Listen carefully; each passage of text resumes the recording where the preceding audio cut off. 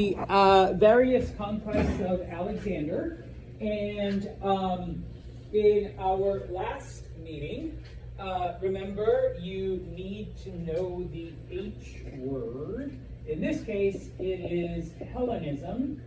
Hellenism, at its most basic, the spread of Greek culture, but remember, as Greek culture spreads throughout the areas that Alexander conquered, it mixes with the local culture.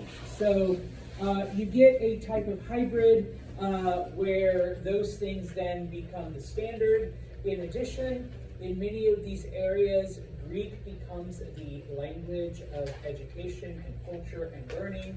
So many of the academic and scientific and all of those achievements are all done in Greek. Okay? Now, obviously, this happens in the areas where Alexander conquered, and his men stayed behind, and Alexander built cities. But we also looked at places like Meroe and Carthage and Rome, where Alexander never entered, but his influence and the influence of Greek culture eventually spread to those areas. All right? Today, we are going to look at another area that kind of combines those two things, and that is in South Asia. So in this case, we're talking about what would today be Afghanistan and Pakistan, but specifically India. All right? Now, remember, I promise I'll come back. I always have to show you on the map. Where are you, map? There you are. Remember, Alexander conquered all the way to the Indus River when it came to the easternmost part.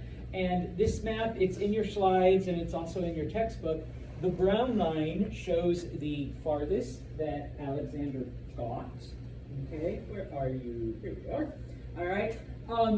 To enter the area that today we call Afghanistan, because it is a mountainous region, a lot of it is up in the mountains in a plateau, Alexander's engineers had to carve trails and mountain passes for his army to be able to reach that area. Okay? Remember, once Alexander reached India, his armies did not want to fight on. They missed home. They'd been gone for 10 years. So Alexander retreated, okay, and made his way back. All right? Well, those trails were still there, okay?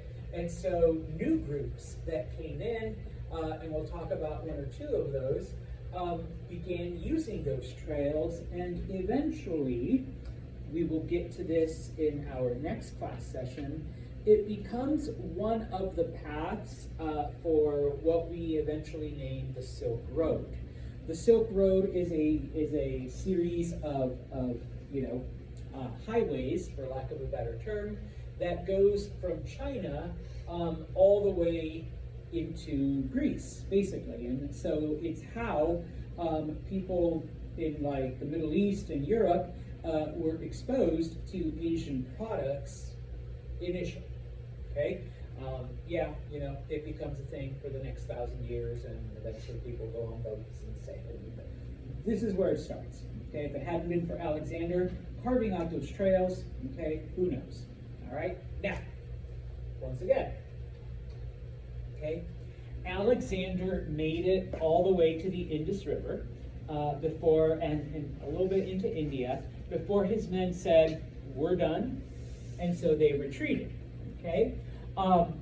Remember that his empire fell apart. It was divided up between three of his generals, but you end up with an area here that is not part of Persia, okay? And so we have a power vacuum, all right? And so a man named Chandragupta Maurya, okay? Most texts just refer to him as Maurya, okay? He is able to raise an army and conquer an area known as the Magadha Kingdom, okay? Remember that Alexander reached that area, was able to defeat several Indian armies, okay? But then when he left, there was nobody powerful enough, really. You know, the main armies had all been beaten. Alexander is gone. So in this vacuum, Chandragupta is able to raise an army and conquer, okay, that area between the Indus River and, you know, the borders of the Seleucid Empire, okay? Then he turns east and begins to conquer some of the other kingdoms in northern India. Remember that these Indian states, I shouldn't call them all kingdoms, because some of them were oligarchies. All of these states were separate and independent. Yeah, they spoke the same language. Yeah, they believed in the same gods, but they were their own individual countries. And so Maurya is able to conquer these areas, and so this eventually becomes known as the Mauryan Empire. Okay, it is the first empire in South Asia. Okay, now at the foot of the Himalaya mountains, okay, the Mauryans find iron, and with this iron, they are able to make more weapons. Okay, so they're able to conquer more area. And of course, they're able to construct farming tools. All right. Turns out that some of the land that they conquer is very, very fertile. All right. And so in this case, you've got you've got great tools, you've got fertile land, and so pretty soon they're growing all kinds of crops, and they switch from wheat to rice. Okay, because it actually grows better in these areas that they've conquered. All right. In addition, some of the areas that Maurya conquers are forested, and so he's able to use the lumber for various things. He's also able to capture elephants in these forests and use elephants as war machines, as war tools. All right, so obviously he builds up a pretty powerful military, okay, all within the span of several years. Okay, now, I did this with my other class. It's just general knowledge, just random shit that's floating up here. There's elephants in Africa and there's elephants in Asia. Does anyone know the difference between Asian elephants and African elephants? Because there is one difference. There's one way to tell them apart. Is it the size? That's part of it, not necessarily the specific size of a thing. And no, not that thing. Oh, yeah. Or sorry, you meant the tusks. Yeah, no. Ears. Asian elephants have small ears. African elephants have really big ears. That's how you tell the difference between them. Okay. Literally, that's it. I know some people are like their tusks, their feet, no, the ears. Okay. Now, when it comes to Chandragupta, okay. Number one, he wasn't a member of like the upper class. He obviously was not a member of the warrior class. Otherwise, you know, he would have been either beaten or conquered by Alexander. We think, okay, and this is just from the records that we have found, that he was part of the Vashya class, all right, the middle one. Of course, we don't know specifically from which jati, from which sub-level he was. He was either a merchant or a farmer. And I know that's like, Santos, that's like a big thing. Yeah, we know, but just from what we have found, he was one of those two things. Okay? So not being from the warrior class, Chandragupta did not fight, but he observed. He watched how Alexander's armies defeated the various armies that went out to face them. Okay? And when Chandragupta began his campaign to take over the area, he taught his armies how to fight the way Alexander fought. Okay, so you know the phalanx, long spears, moving in formation, all of that. Okay, he taught them to do that, and he was able to conquer. Like I said, promise I'll come back. Okay, you know, able to conquer all of this, all right, bless you, and parts of northern India. Okay? Now, it becomes Asia's first empire, or South Asia's first empire, excuse me. Okay? Because, once again, he brought together many of the different states under his control, which is one of the definitions of empire. Okay? Now, it was the Greeks who named the area India. Okay? India isn't like a Indian word or a Hindu word or a Buddhist word or anything like that. It is literally a Greek word, and all it means is beyond the Indus River, or on the other side of the Indus River. Okay? Now, once he took over Magadha, and once he took over these kingdoms in northern India, okay, he's like, hey, I was able to take over some of the places that Alexander conquered. Granted, Alexander left and the place was empty, but I took it over. And so he decides to try his luck against the Seleucids. Okay? By this time, remember, Alexander has died. His 3 generals have split the empire amongst themselves, and Seleucus has taken over Persia, and Persia is now, a Greco-Persian mix. Okay, so he tries to enter Seleucia, the Seleucid Empire. He's defeated. He fails. Okay, the Seleucids then, to get revenge on the Indians, try to invade India, but they also fail. Okay, so it's basically a stalemate. It's basically a tie. Okay, and so in the end, the Marians and the Seleucid Persians decide, hey, let's sign a treaty. Let's make peace between us, because obviously, if we keep fighting, we're just going to cancel each other out. All right. Now, as part of this treaty, number 1, okay, the Seleucids, which remember they're half Greek, half Persian by now, okay. As part of this deal, they send a Greek princess. They send, a Greco-Persian princess as part of this to Chandragupta as his wife. Okay. Now, remember, back then, okay. Sorry, ladies. All right. You were basically pawns in political games.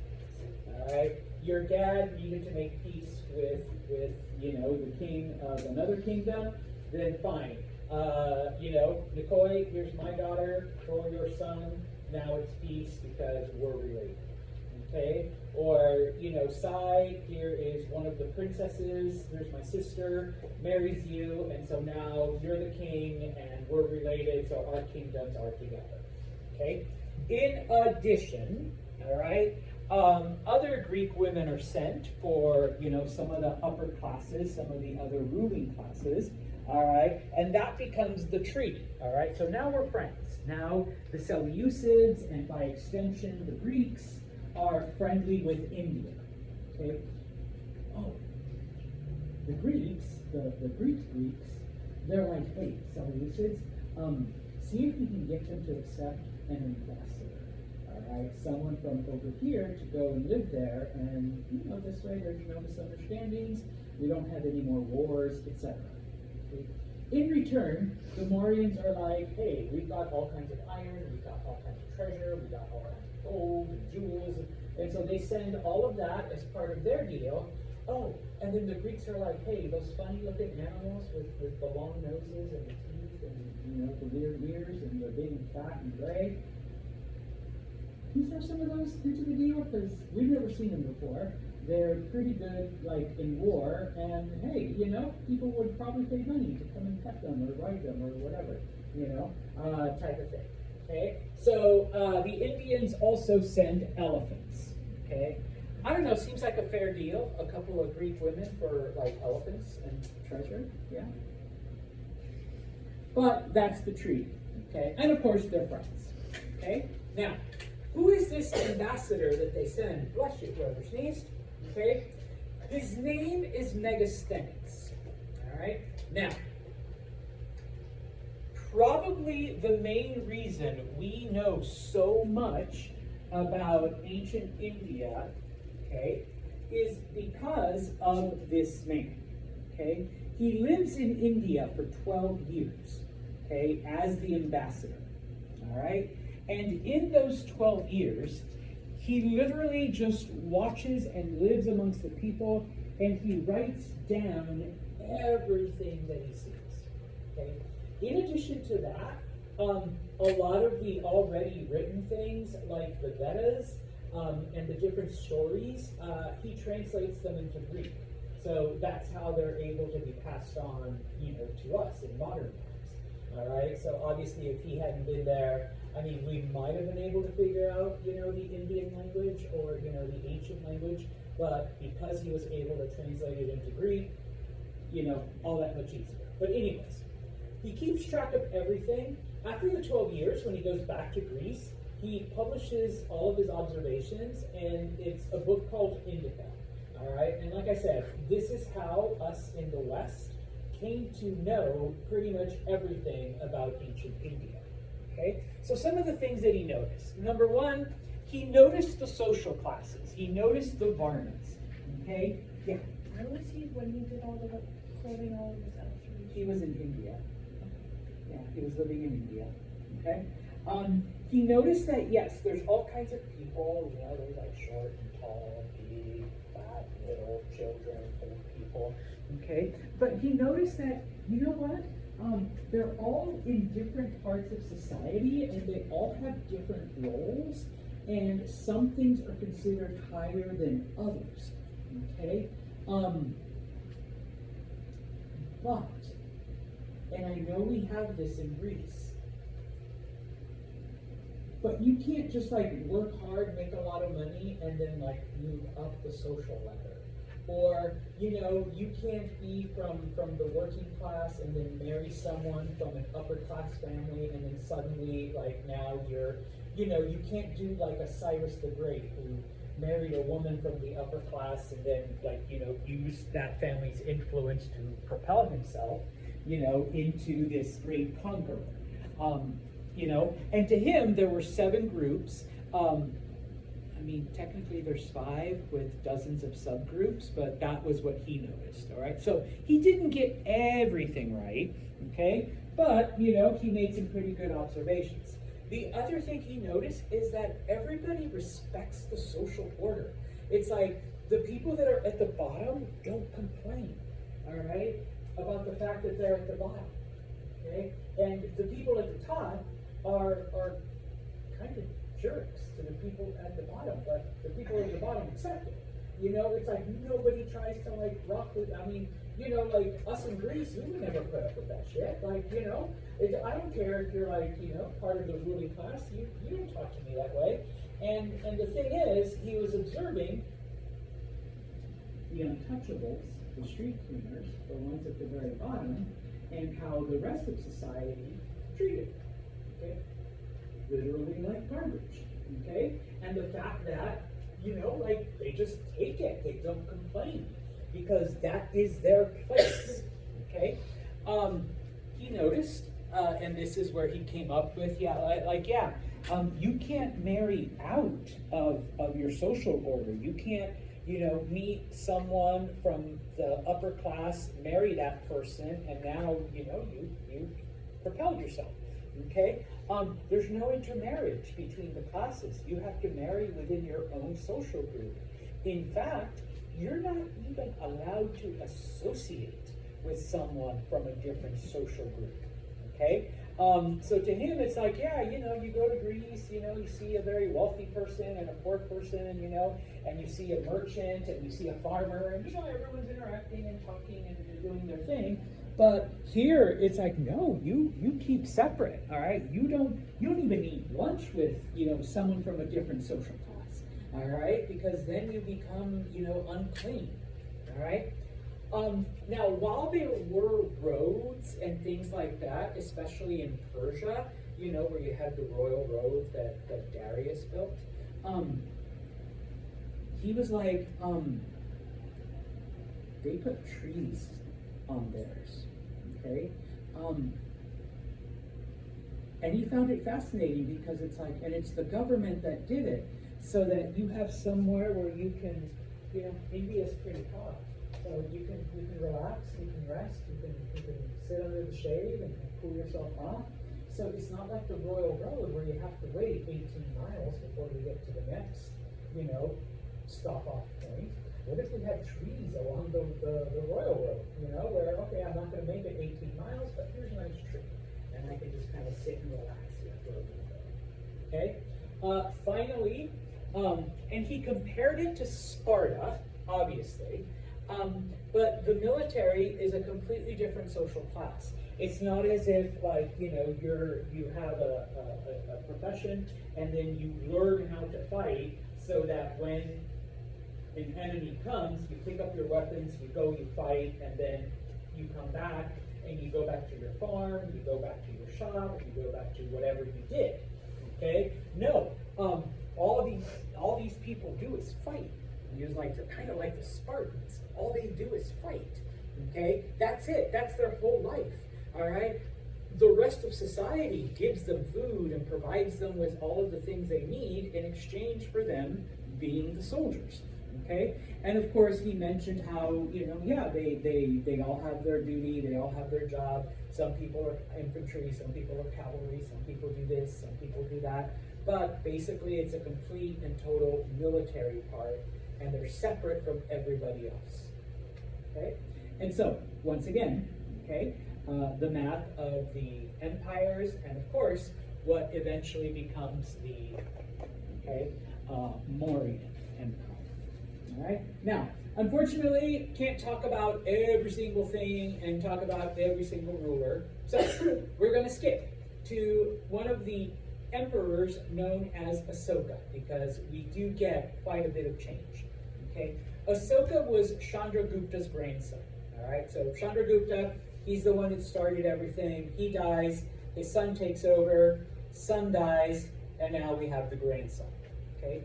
It was under Asoka that the Mauryan Empire reached its greatest power. Okay? Promise I'll come back. Okay? Because Chandragupta only conquered this and little parts here. Okay? Asoka conquered everything that you see in green. Okay? That was like the largest that it got. Okay? So basically most of India came under the control of Asoka. The only part was, like you saw on the map, the very southern tip, and the area that today we call Sri Lanka. India was never unified until the British came along and basically forced them all together under their control. But this was the closest. This was the closest they got. All right? Now, with Asoka as the emperor, okay,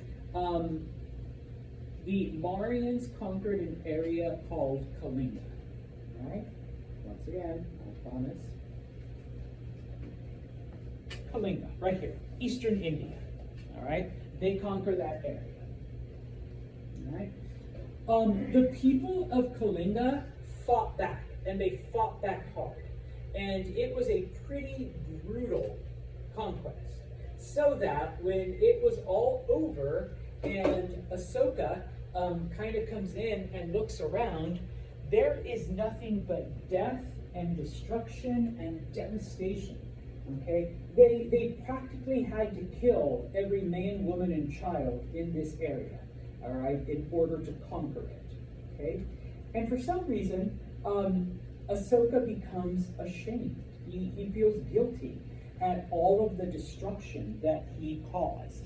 He feels remorse for all of the people that died, okay, in this war, all right? And so he's like, you know what, I don't want to do this anymore, okay? And so what ends up happening is he converts to Buddhism, okay? He goes through this, you know, giant emotional thing, and he finds, you know, philosophy, religion, basically, okay? And then, once he adopts Buddhism, because he's the emperor, other people begin to convert to Buddhism. all right? I would imagine that a lot of people did it to stay on his good side, you know? Oh, the king is Buddhist? Guess what? I'm Buddhist too. All right, so me and the king are Buddhist buddies, okay? But I'm sure, not to be too cynical, but I'm sure there were also people who genuinely believed in the philosophy, okay? Now, because Buddhism involves the giving up of desires and the giving up of certain things and a more pacifist attitude, okay, you can only imagine, all right, the type of effect it has on the empire.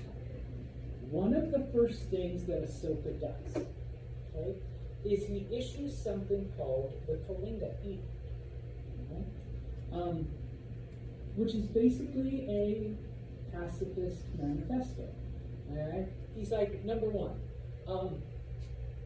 tolerance for everyone. We're going to accept everyone. All right, I'm Buddhist. My BFFs are Buddhist. Okay, Megan, it's okay if you're not Buddhist. We still love you. We still accept you. Okay, it's okay. You don't want to be part of our empire, Nikolai. That's all right. We're going to leave you alone. You can do your thing. All right. So he changes his attitude. Whereas before, I would have forced Megan to convert, and we would have conquered Nikolai, his kingdom. No, now we're going to respect everyone. Okay.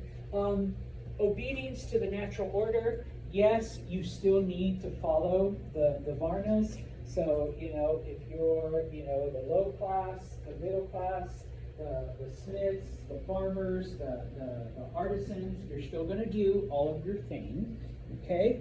And then, of course, he adopts one thing from Jainism, okay? And that's the concept of ahimsa, respect for all life, okay? Because that's what brought him to this, the fact that so many people were killed, all right?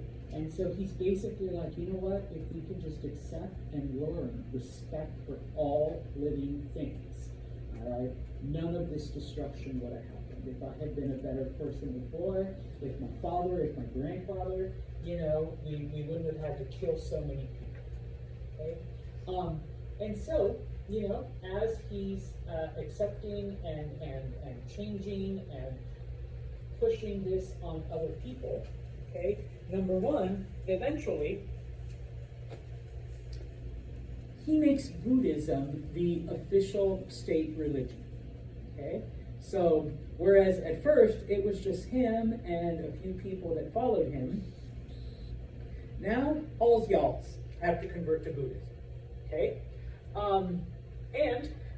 He sees himself then as not so much as the emperor, but he is the father.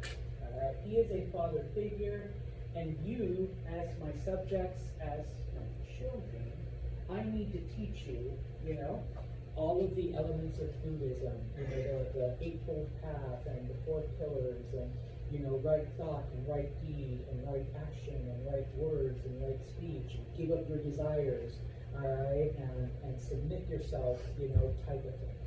Okay. The other thing that he does is he expands on this respect for living things idea, and the first thing that he bans here is cattle sacrifice.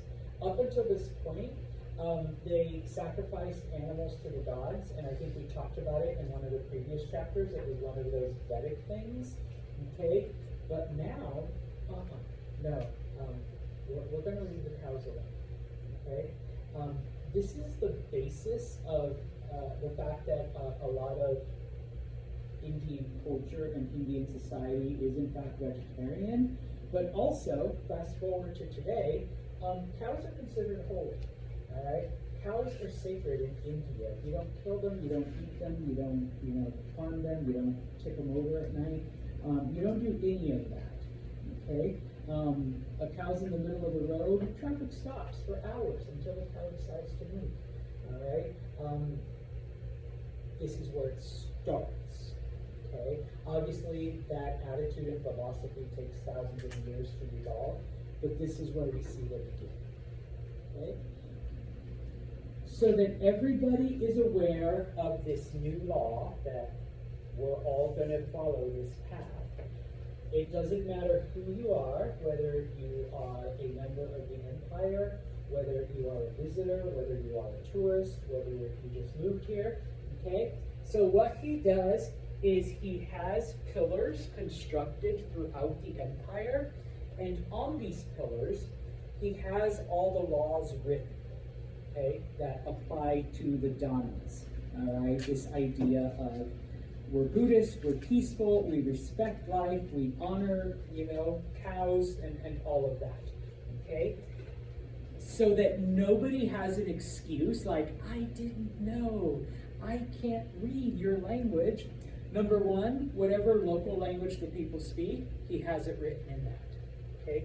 Number two, Sanskrit is the written language in many areas, including the Seleucid Empire. So he has it printed in Sanskrit as well.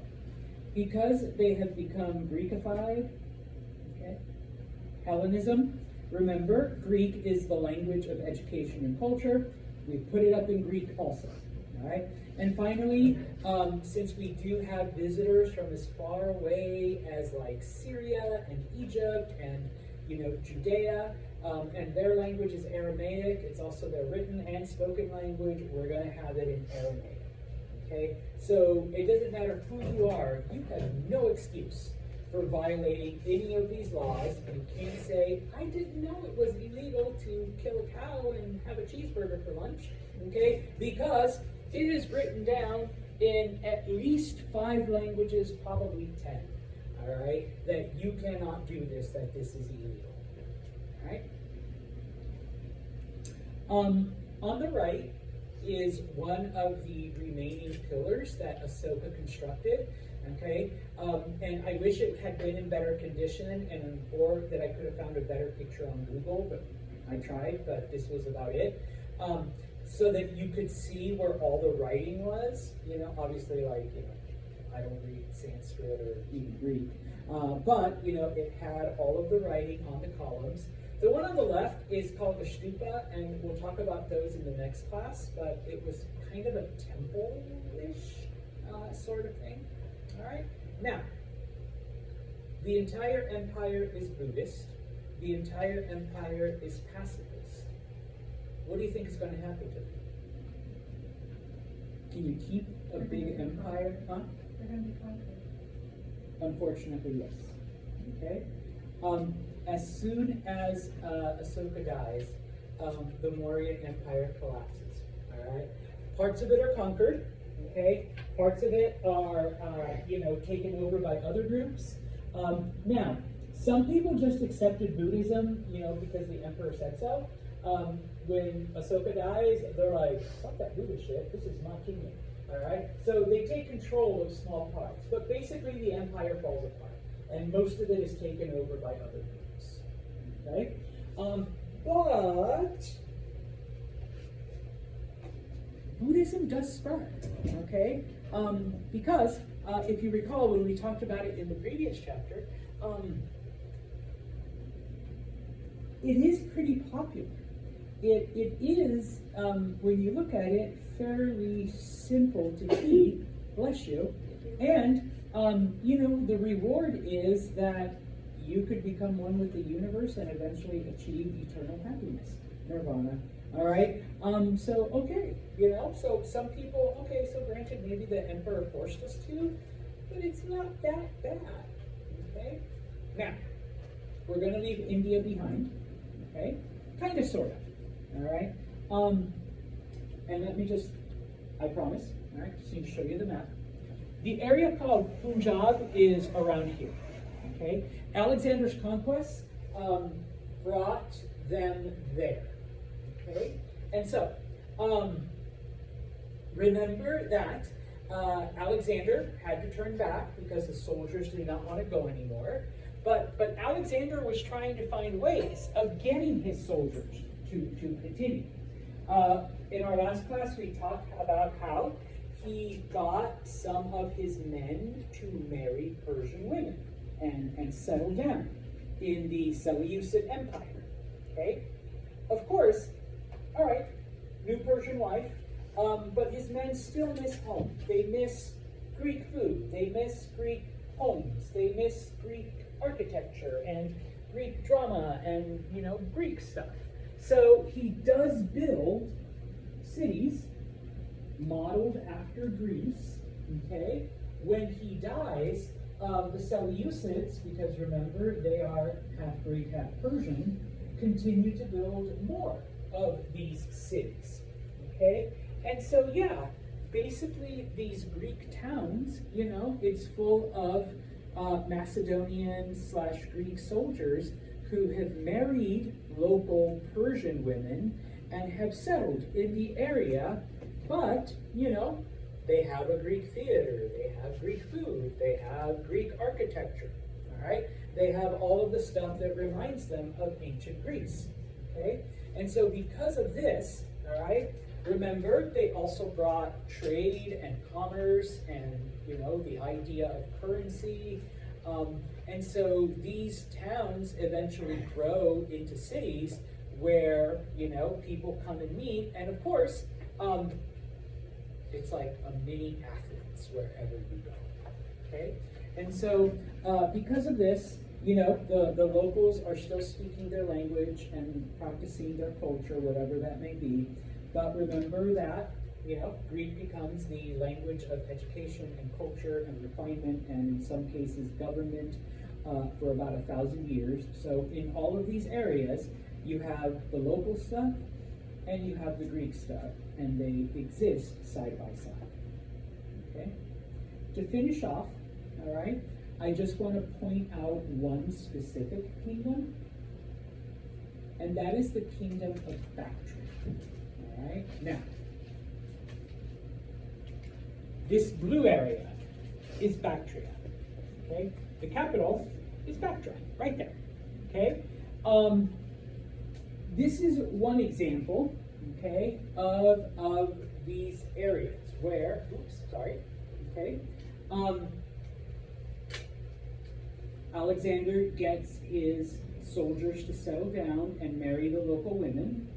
Originally, it was part of the Seleucid Empire, but it eventually becomes its own little Greek kingdom in the middle of Asia, okay?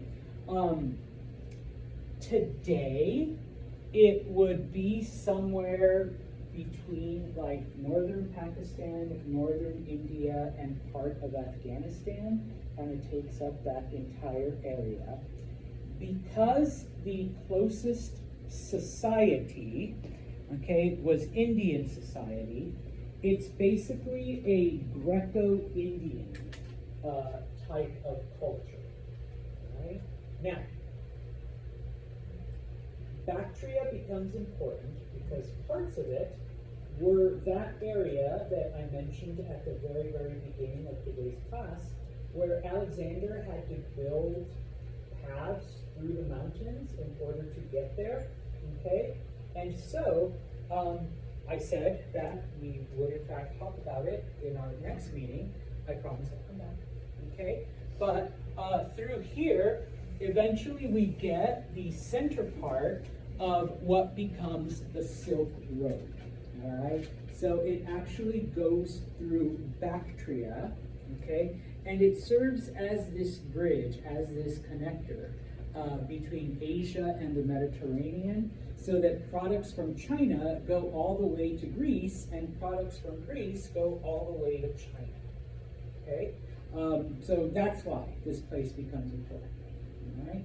Now, a lot of the locals spoke and wrote in a language called Sanskrit, and so they took the Greek word Ionia, and in Sanskrit it's Yavana, okay? And so that's what they referred to all of the foreigners, all of the Greek-speaking people that came and settled and mixed with them, okay? Between like 100 and 150 years ago, when archaeologists first start to discover, you know, these areas, once again, they find these mini Greek cities literally in the middle of the Afghanistan desert. And they're like, what the hell? How did these get here? There's no logical reason. And it isn't until they start studying and digging up records and digging up more of these cities that they discover, like, damn, this was done by Alexander the Great's men who settled down, married local women, and then built these cities here to recreate their homeland. Okay? And so we see then, how Greek culture moves into these areas and affects their development. All right? I'll come back to this because this is the end. But just to show you, these are some pictures from archaeological digs of basically Greek cities that have been found in the middle of Afghanistan. All right? So we will stop right here.